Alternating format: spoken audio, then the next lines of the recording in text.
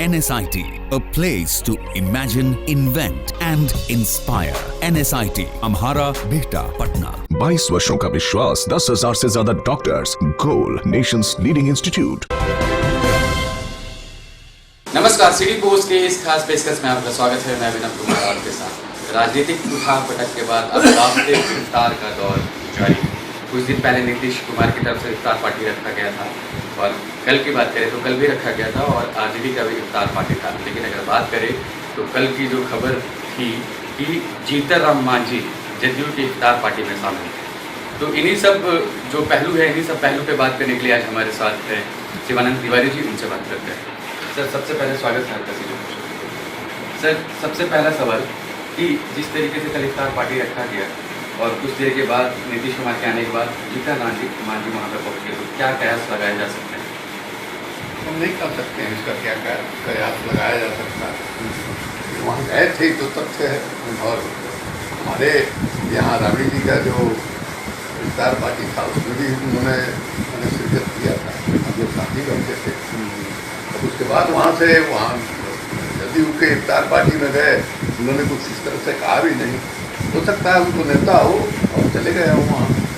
अब इसका क्या कयास लगाया जा सकता है, ये हम इस कयास के चक्कर में नहीं पड़ते हैं। देखिए, बात बिल्कुल साफ है।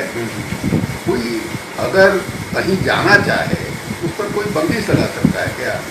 अगर हम कहीं जाना चाहें, आरजेडी छोड़ करके दूसरे जगह कहीं जाना चाहें तो कोई हमारे पैर में पगार रस्सी लगाएगा? तो संभव नहीं है। इसलिए उसको हम बहुत तवज्जो नहीं देते हैं। गए थे। अगर मान लीजिए जीतन राम मांझी के मन में होगा कि नहीं साहब हम यहाँ नहीं रहेंगे, वहाँ रहेंगे। जी, वही सर, जिस तरीके से महागठबंधन की करारी हार हुई है तो लग रहा है कि जिस तरीके से कल गला मिलाया गया तो कुछ न कुछ उठा पटक का दौर हो सकता है।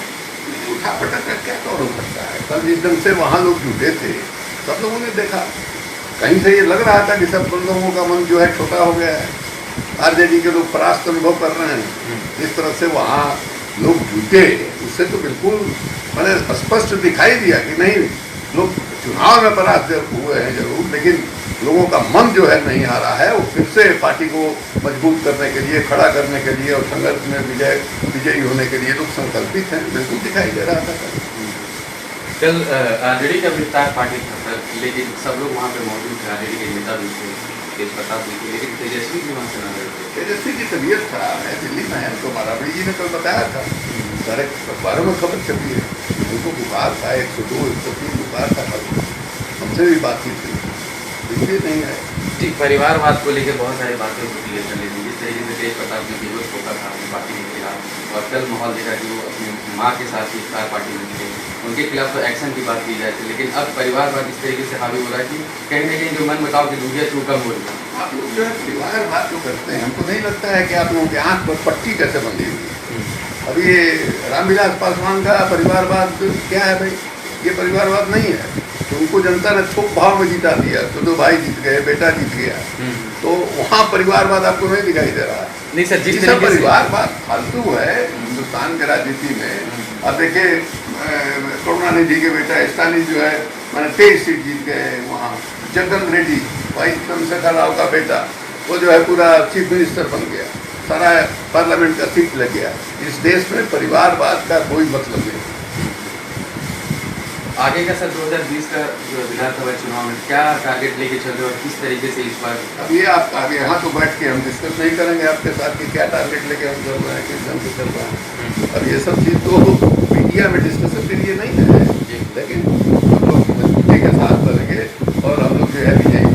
सर, एक आखिरी सवाल ध्यान में आ रहा था मेरे जीवन की कि कल 8 मंत्रियों ने शपथ, लेकिन बीजेपी का भी कोई नेता सम्मान होगा, क्या कहना चाहेंगे? तो बीजेपी और उनकी बात है। ये बात तो बिल्कुल स्पष्ट है ना कि नीतीश कुमार जो है वहाँ के मंत्रिमंडल में शामिल नहीं।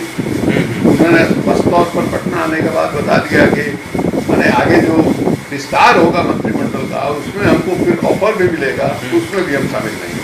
अरे उन्होंने घोषित कर दिया कि ये 17वीं लोकसभा में जो सरकार बनी है नरेंद्र मोदी की, सरकार में हम शामिल नहीं। कल इफ्तार पार्टी में भी सर इस तरीके से देखा गया कि बीजेपी के कोई नेता नहीं। भाई, हम आप इफ्तार पार्टी कर रहे हैं, हम जो कह रहे हैं उससे बड़ी बात से कह रहे हैं, नहीं उसको तो आप पकड़ ही नहीं रहे। अब नहीं रहे तो उसका जिम्मा हम लिए। तो ये थे हमारे साथ शिवानंद तिवारी जी। अगर आपको ये वीडियो अच्छा लगे तो इसको दोस्तों के साथ खूब शेयर कीजिए और चैनल पे नए हैं तो चैनल को सब्सक्राइब कर लिए, बेल आइकन दबाना ना भूलें ताकि सबसे पहले नोटिफिकेशन आपको मिले। प्यार समर्थन के लिए बहुत बहुत धन्यवाद। नमस्कार। क्या आप जानते हैं कि घर बैठे आप अपनी स्वास्थ्य समस्याओं का सलूशन पा सकते हैं सॉफ्टकेयर मोबाइल ऐप के द्वारा। घर पर ब्लड टेस्ट के लिए अच्छे लैब के कंपाउंडर्स को बुला सकते हैं, बीपी जांचने के लिए एक्सपर्ट को बुला सकते हैं, ईसीजी करने के लिए टेक्नीशियन को बुला सकते हैं। साथ ही और भी कई सुविधाएं हैं इस ऐप में।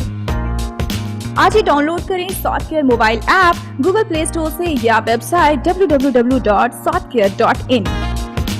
अधिक जानकारी के लिए आप संपर्क कर सकते हैं। हमारे फोन नंबर्स हैं 9472981111, 9472982222। Softcare app, solution at your finger tips.